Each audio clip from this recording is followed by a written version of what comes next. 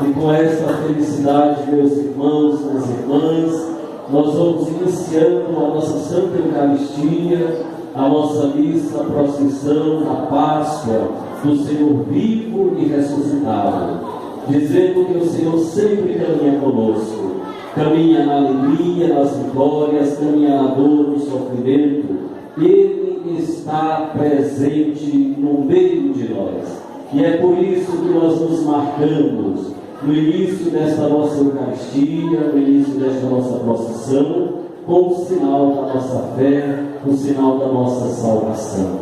Em nome do Pai, em nome do Filho, em nome do Espírito Santo, estamos aqui, em nome do Pai, agradecemos.